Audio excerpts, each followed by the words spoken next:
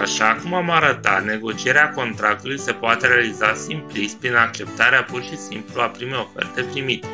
În practică, în schimb, pot interveni mai multe propuneri pe parcursul negocierilor, interveni mai multe schimburi de oferte. Vom prezenta în continuare câteva acte intermediare ce intervin în procesul negocierii contractului.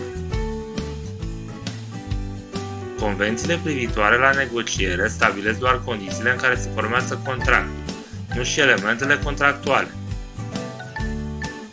Convenția de negociere stabilește elementele privind negocierea, precum obiectivele, locul desfășurării, durata limită a negocierilor, programul de negociere, participanții la negociere, chestiuni confidențiale, ordinea aspectelor ce urmează să fie negociate, logistica și posibile studii.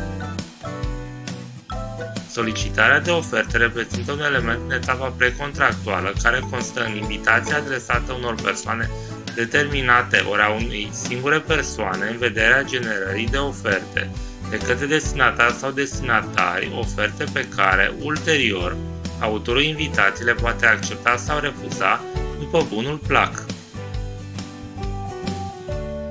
Invitația la negociere reprezintă o manifestare de voință mai complexă decât solicitarea de oferte, ea putând fi inițiată de oricare dintre părțile la contractul ce urmează a fi încheiat și poate conține instrucțiuni asupra modului în care urmează să se poarte negocierile, precum și orice elemente contractuale.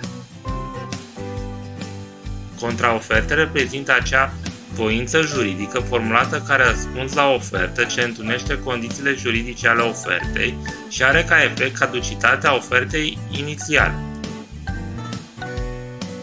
Doamnă, scump! Dincolo era mai ieftin, dar dacă le iau pe toate, îmi faceți un discount?